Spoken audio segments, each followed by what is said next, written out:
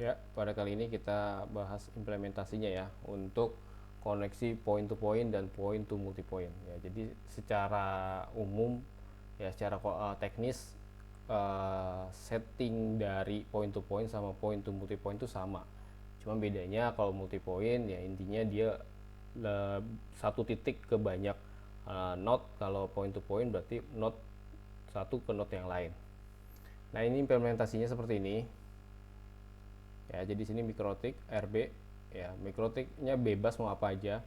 Yang penting di sini fungsi mikrotik hanya sebagai sharing internet dan sharing bandwidth ya. Itu aja sebenarnya fungsi mikrotik di sini ya, karena dia sebagai router. Karena koneksi wirelessnya ya diserahkan sama wirelessnya ini ya, access pointnya ini. Oke, ini pengalamatannya. Di sini IP pertama 1.1 ini yang mengarah ke internet ya, atau port 1 di mikrotik Ethernet 1. Ya, ini tergantung dari koneksi internet kita ya. Lagi-lagi koneksi internet kita yang ini yang tergantungnya gitu. Nah, ini mikrotiknya berarti pakai 1.2 ya, gateway 1.1 yang diambil dari modem internet kita. Your ISP DNS ya sebaiknya pakai DNS ISP, lebih cepat ya dibandingkan kalau kita pakai DNS Google ya. Terus Ethernet satunya ini ETH0, ini ETH1 ya. Kalau di mikrotik biasanya ETH1 ya sama ETH2 ya. Nah, ini ETH2 lah, anggap aja ini ETH2. Ini 2.1 ya, ini bebas ya, ini bebas kita buat untuk ini berapa aja bebas. Nah, berarti ntar di radio waras satunya 2.2 dengan gateway 2.1 ya. Ini konsepnya sama, persis sama kayak AP client bridge ya, sama. Waktu itu kita pernah bahas di indoor ya. Ini nanti setupnya sebagai access point ya. Nah, ini SSID nya bebas, frekuensinya bisa pakai 5805 atau 5825 ya, pokoknya 5,8 ya, intinya dia punya frekuensi 5,8. Nah, powernya pakai maksimum ya. Jadi ada dua cara ya, perlu diketahui ada dua cara untuk meningkatkan jangkauan wireless. Yang pertama kita bisa menggunakan antena ya. Antenanya semakin tinggi dBi-nya, semakin tinggi jangkauannya. Atau kita juga bisa meningkatkan dengan power. Nah, powernya itu biasanya ada default, sama kita bisa increasing, kita bisa naikkan lagi powernya. Tapi hati-hati untuk peningkatan power, ini tentunya akan mengurangi umur dari si radio warehouse tersebut ya, dari si access point tersebut, karena dipaksa kerjanya. Dan lagi bisa menjamming wireless yang mempunyai power yang rendah. Jadi kalau misalnya saya punya power misalnya 10.000 miliwatt, terus nanti di dekat situ ada wireless yang powernya kecil, nanti akan kalah gitu dengan power yang kita punya gitu. Nah, itu salah satu tindakan hacking ya, masuk ke tindakan hacking atau tindakan merusak jaringan. Di stand-nya ya ini bisa pakai maksimum ya, ini jangkauannya berarti maksimum. Security-nya pakai WPA 2, tentunya pakai WPA, jangan pakai WP, karena tadi ya standar WPA itu udah sangat rendah gitu ya untuk dijadikan security keamanan. Oke, untuk wireless radionya pakai 2, ya berarti 2.3, ini 2.2, ini 2.3 dengan IP 2.1, gateway-nya dari si mikrotik. Ya, jadi gateway-nya sama 2.1 dari mikrotik. Ya, nah yang membedakan di sini hanya station. Nah, yang ini access point, di sini station untuk wireless penerima dari sinyalnya. Ya, jadi penghantar kita kasih wireless mode-nya access point, penerimanya kita kasih wireless mode-nya station. Oke. Nah, itu ya. Nah, SSID-nya nanti akan direkoneksikan main SSID. Artinya SSID sama dengan access point yang utama gitu. Ini jadi station. Ya, station itu access point-nya mengikuti access point yang utama. Ya, sama security juga sama, distance-nya juga sama. Nanti ditingkatin juga, increasing juga. Oke, ini pengalamatannya ya, mudah ini tentunya harusnya sudah paham karena mirip dengan AP client bridge ya. Oke, langsung aja ke bagian setup. Ini bagian setup, ini pertama kita setup bagian mikrotiknya. Ini setup bagian mikrotiknya. Ini kita setup dulu sebagai router. Ya, kalau dia sebagai router berarti hanya perlu apa aja? Hanya perlu pertama IP address, yaitu internet. Nah, terus yang kedua internet dan ini tambah ya, dan IP address itu apa, radio wireless. Tadi udah kita bahas yang untuk ke internet dia pakai Ethernet 1 dengan IP 192.168.1.1/24. Yang Ethernet 2 kita kasih IP sepakat 2.1/24. Nah, itu IP. Yang kedua DNS. DNS-nya ya bisa pakai ISP ya, DNS ISP, atau kalau kita nggak tahu kita bisa pakai DNS-nya Google.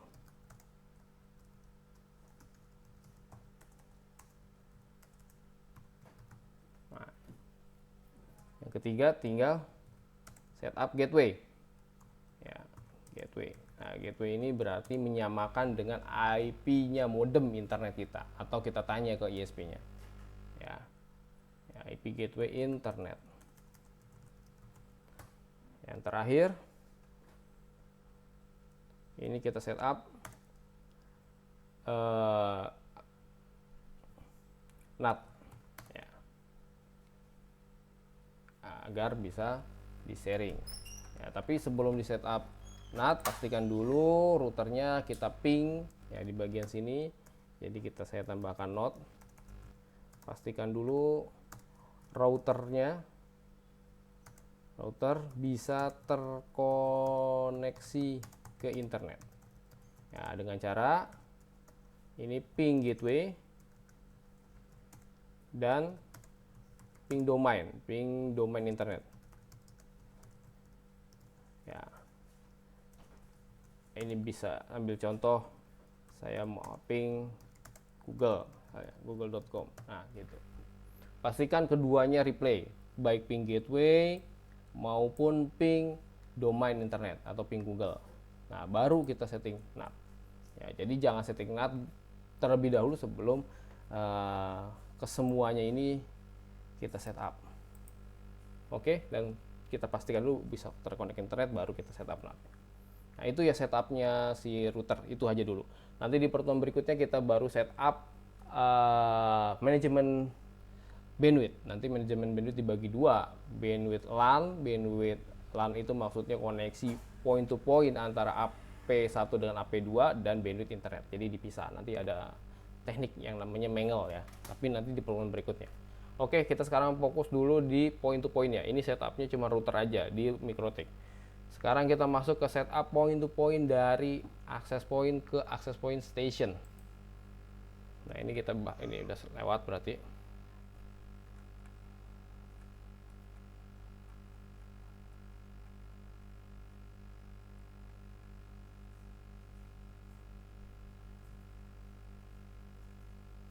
Nah, di access point ya, defaultnya karena kita menggunakan Ubiquiti ya, yang di lab itu ada Ubiquiti-nya kalau nggak salah dia pakai Rocket Disk ya, Rocket Disk.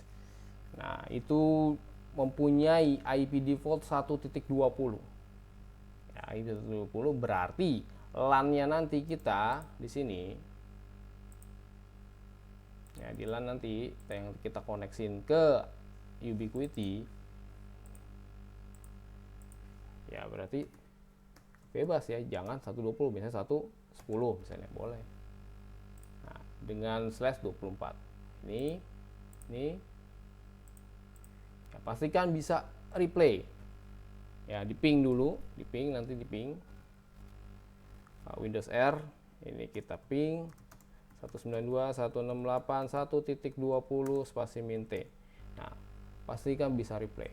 Kalau bisa replay, berarti kita bisa langsung masuk ke step berikutnya. Tapi kalau nggak bisa replay, berarti kita harus restart. Nah, makanya ketika nanti proses praktek ya, ini sebaiknya restartnya menggunakan restart default atau restart system, jangan restart hard restart atau restart fisik ya, reset fisik ya. Jadi kalau kita nggak tahu IP-nya, mau nggak mau nanti akan reset fisik. Oke. Nah, anggap sekarang kita sudah bisa ngeping 1.20. Nah, selanjutnya kita buka browser seperti biasa. 120. Nah, ini loginnya UBNT, passwordnya UBNT. Ya. Ini UBNT, langsung login. Nanti akan ada menu main menu. Main menu ini menampilkan spesifikasi dari wireless tersebut. Ya, ini device-nya namanya UBNT, mode-nya station, SSID UBNT. Nah, ini default-nya dia. Ya, yang belum di setting apa-apa. Oke. Langkah berikutnya, kita pindah ke menu wireless. Ya, dari menu main ke menu wireless, karena di menu main itu cuma seperti informasi aja. Di menu wireless kita rubah mode-nya jadi access point. Oke, terus SSID-nya kita kasih nama. Nah, country-nya kita kasih Bolivia. Nanti sebenarnya saya akan kasih trik ya gimana caranya country yang lebih bagus ya. Tapi untuk saat ini kita pakai Bolivia aja dulu. Ya, kenapa Bolivia ya? Ini karena regulasi di negara Bolivia pada saat itu ya, pada saat ini mempunyai rentang frekuensi yang lebih besar, mempunyai channel yang lebih banyak. Nah, makanya pilih Bolivia. Oke, selanjutnya ini channelnya 20 MHz. Ya, pemilihan channel itu bisa kita lihat ya. Jadi kita lihat dulu orang-orang channel pakai channel berapa, kita pakai channel yang jarang orang pakai. Nah, itu nanti di bagian saya survei. Kita bisa lihat. Nah, anggap kita sekarang pakai channel 20 dulu. Oke, ini disable. Oke, ini output powernya ini dimaksimalkan saja 23 dBi. Nah, ini agar jangkauannya semakin luas ya, dBm. Oke, lanjut. Nah, ke bagian security. Nah, ini kita kasih password ya, WPA atau WPA 2 atau sebaiknya kalau mau lebih aman lagi autentifikasi jangan PSK ya, tapi AES ya. Nah, AES itu lebih tinggi autentifikasinya dibandingkan PSK algoritmanya. Oke, selanjutnya kalau sudah di apply, masuk ke bagian network, ini jadi bridge, baru di sini kita kasih IP. Ya, bridge itu menandakan berarti koneksinya dari satu wireless dengan wireless lain satu segmen. Nah, jadi bridge itu begitu. Intinya bridge itu kan jembatan, berarti jembatan itu segmennya nggak boleh beda. Jadi wireless yang pertama segmen 2.0, wireless yang kedua ya segmennya harus 2.0 gitu. Itu bridge, konsepnya bridge begitu. Nah, terus IP address ini static kita buat 2.2. Nah, ini yang sesuai tadi sama skema kita, ini pakai Google ini ya. Oke, ini selesai. Oke. Bagian network terus apply. Di bagian advanced, nah ini tinggal ada distance, kita increasing lagi, kita tinggiin lagi sampai 57 km secara teoritis ya, bisa sampai 57 km atau 5,6 miles. Oke, ini untuk wireless nano bridge M5 ya, yang ada di lab kita ya. Nah, selanjutnya selesai, apply selesai. Nah, sekarang di bagian wireless kedua ya tentunya sama. Pertama setting IP-nya dia default 120, kita setting dia 110 atau 12 boleh, bebas 111 pun juga boleh. Pastikan bisa ngeping lagi kayak tadi. Selanjutnya ya, yang dibedakan di sini hanya di bagian wireless ya. Ini pilih station. Selanjutnya di station langsung pilih, sebetulnya jangan langsung pilih select ya. Sebetulnya harusnya masukin dulu si passwordnya harusnya ya. Jadi di sini masukin dulu. Nah, ini harusnya masukin dulu passwordnya, baru select. Ya, jadi yang benar itu masukin passwordnya dulu, baru select, baru kita set survey atau select di sini perintahnya. Ya.